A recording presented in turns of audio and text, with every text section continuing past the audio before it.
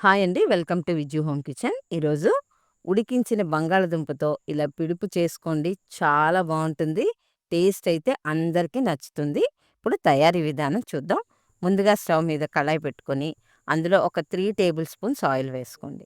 Oil heat అయ్యాక ఇప్పుడు నేను చూపిస్తున్నా సరే పోపు దినుసులు ఇవి చక్కగా వేసేసుకొని మీడియం ఫ్లేమ్‌లో ద్వారగా వేయించుకోండి.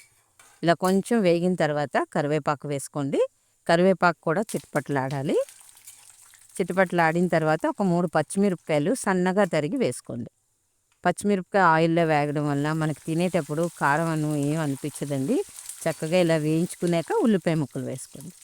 ఇవి కూడా సన్నగా తరిగి వేసుకోండి. మీడియం ఫ్లేమ్‌లో ఈ పోపు అంతటిని చక్కగా ఎర్రగా వచ్చేంత వరకు వేయించుకోండి. పోపు ఎంత చక్కగా వేగితే మనకి పిడుపు అంత వస్తుందండి. ఇప్పుడు బంగాళదుంపలను చూడండి, నేను ఇలా ఉడికించుకున్నాను. కొంచెం మెత్తగా ఉడికించుకొని ఇలా చేతితో స్మాష్ చేస్తూ వేసుకోండి. అంతా వేసుకున్నాక ఒక 2 నిమిషాల పాటు దుంపల్ని బాగా కలపండి.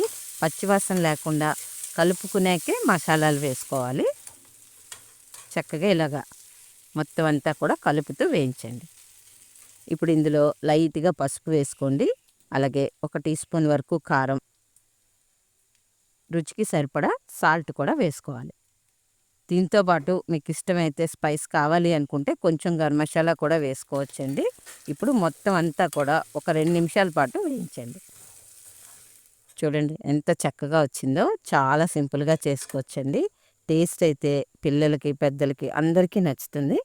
ఫ్రెండ్స్, మీకు నచ్చినట్లయితే లైక్ చేయండి. అలాగే కొత్తగా ఎవరైనా మన ఛానల్లోకి వచ్చి చూస్తున్నట్లయితే సబ్స్క్రైబ్ చేసుకుని పక్కనే ఉన్న బెల్ ఐకాన్ని యాక్టివేట్ చేసుకుంటే నేను చేసే రెసిపీస్ అన్నీ అప్డేట్ వస్తాయండి. అలాగే ట్రై చేశాక కామెంట్ చేయండి. Thank you for watching.